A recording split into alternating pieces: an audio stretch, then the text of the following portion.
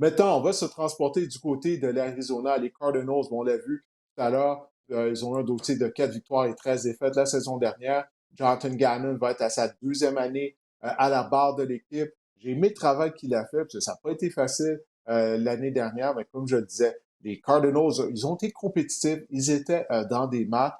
Puis on a fait quelques ajouts là, au cours de la saison morte à Marc-André du côté de l'Arizona.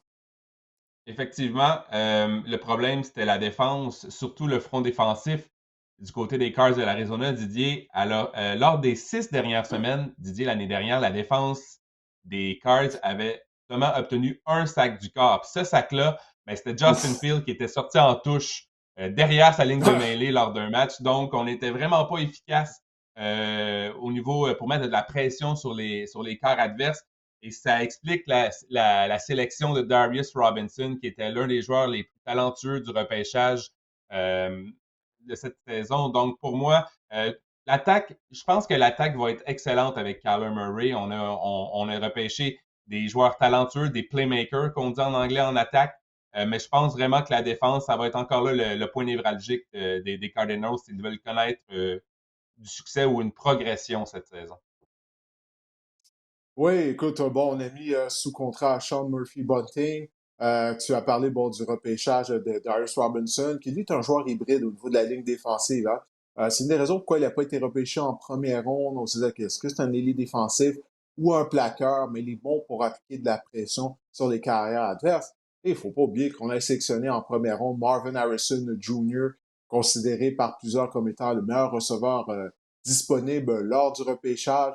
Alors, j'ai hâte de voir ça s'il sera en mesure de développer de la chimie avec Kyler Murray, parce qu'il n'y a aucun doute qu'il est talentueux. Puis moi, je trouve ça intéressant parce que pour moi, Marvin Harrison Jr., moi, je le comparais à Larry Fitzgerald. Puis là, c'est l'ancienne équipe de Larry Fitzgerald qui l'a repêché, les Cardinals d'Arizona. Moi, je suis un gros fan de Larry Fitzgerald à l'époque. C'était vraiment tout un receveur de passe. Alors, on va voir. S'il peut connaître le même genre de carrière que Fitzgerald, ben, écoute, on va avoir touché le gros lot là, du côté des Cardinals au repêchage. Et du côté des départs, bon, on a perdu Marquise Brown, qui porte maintenant les couleurs des Chiefs de Kansas City. Randall Moore, receveur de passe, Anthony Hamilton, demi de coin. Mais avec les joueurs qu'on a mis sous contrat, Zay Jones, receveur de passe, Sean Murphy Bunting, comme je le disais tout à l'heure. Finalement, c'est comme ça qu'on a fait des transactions d'une certaine façon. On voit, on a perdu Hamilton, mais on l'a remplacé par Murphy Bunting. On a perdu Moore, mais on va remplacer par Zay Jones. Donc, je pense qu'on va être correct. On n'a pas perdu vraiment là, de joueurs incroyables du côté des Cardinals de l'Arizona. Maintenant, que pensent les partisans des Cards, les gens dans le désert en Arizona? Qu'est-ce qu'ils pensent de cette saison 2024 qui va commencer assez bientôt? Hein? Quand l'entraînement va commencer dans un peu plus de 2 semaines, ouf, les éliminatoires, oh, puis là, on regarde, on prend la sortie pour les Cardinals de l'Arizona. Alors, on n'est pas très enthousiaste, hein, et je pense que c'est avec raison du côté des partisans des Cards. Hein. Et est-ce que Kyler Murray est réellement un joueur, un quart de concession, la question? Je pense que La oui. question Honnêtement, demeure. Ah oui? il a du talent parce que ben, les Cards ont une fiche l'année dernière. Ils ont démarré la saison 1-8 en l'absence de Kyler Murray. On a vraiment vu une progression en attaque lorsqu'il est revenu au jeu. Et en faisant mes recherches, Didier, là, j'ai découvert, je me rappelais pas de ça, j'ai découvert que le jeu au sol des Cards de l'Arizona l'année dernière a vraiment été très, très, très efficace. On a été Oui. quatrième pour les verges au sol dans la NFL la saison dernière. On était deuxième pour les verges par course avec 5. Donc, on a sélectionné Trey Benson également au repêchage pour faire une paire avec James Conner. Donc, ça me dit qu'on va essayer également de continuer à connaître du succès au sol avec ces deux porteurs de ballon. Ça m'a surpris de savoir, tu sais, des fois, on fait des recherches, tu fais comme, oh, ouais, le jeu au sol des Cards était si efficace que ça. Donc, pour moi, le fait que justement le jeu au sol est efficace, si on peut continuer dans la même veine, ben, ça va créer un équilibre. Ça va permettre à des joueurs comme Marvin Harrison, comme Zay Jones, l'attaque aérienne de se faire valoir. Et on a également Kyler Murray qui peut courir avec le ballon, qui est une double menace.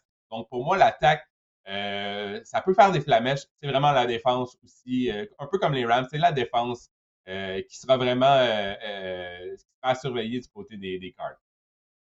Ouais, ben, les Cards, c'est comme si c'est une équipe, bon, bon, je ne vais pas dire passer sous le radar, parce qu'elle n'a pas connu une grande saison, mais on n'avait pas de match aux heures de grande écoute l'année dernière du côté de l'Arizona. Et ben, moi, j'avais la chance de les voir jouer régulièrement tous les dimanches en faisant le NFL Red Zone. Et comme tu l'as dit, oui, l'attaque au sol fonctionnait bien. Écoute, je me souviens d'un match en début de saison, on n'avait pas gagné 200 verges, plus de 200 verges au sol contre les Cowboys de Dallas. Alors, ça, c'est quelque chose sur lequel on peut construire du côté des Cards. Ben, la question demeure pour moi, en tout cas, est-ce que Kyler Murray est réellement un carrière de concession? Moi, je commence à pencher du côté que non, il ne l'est pas. Mais comme tu l'as dit, il a raté la première moitié de la saison. Il se remettait toujours d'une blessure à un genou. Donc, on va lui donner le bénéfice du doute. Mais cette année, pour moi, ça passe ou ça casse pour Kyler Murray en tant que carrière de concession. Alors maintenant, question de savoir combien de victoires les Cards vont être en mesure de décrocher. Seulement 4 victoires l'année dernière. Cette année, le plus ou moins le over-under, comme on dit, 6 victoires et demie pour les Cards Arizona. Tu penses de quel côté, Marc-André?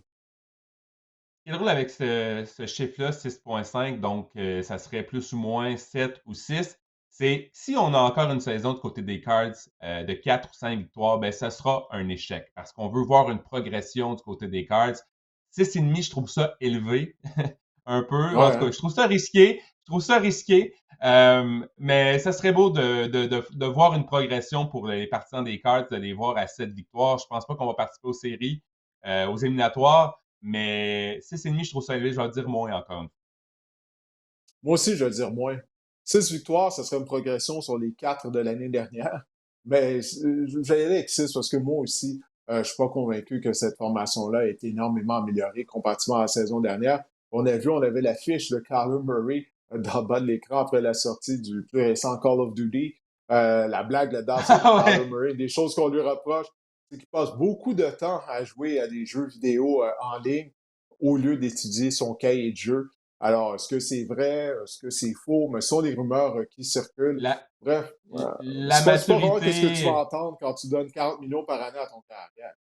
la maturité, ça vient avec l'âge. J'imagine qu'on comprend. On a tous été jeunes, hein?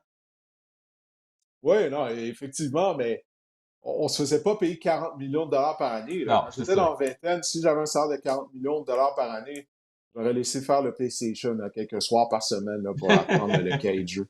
Il me semble, en tout cas.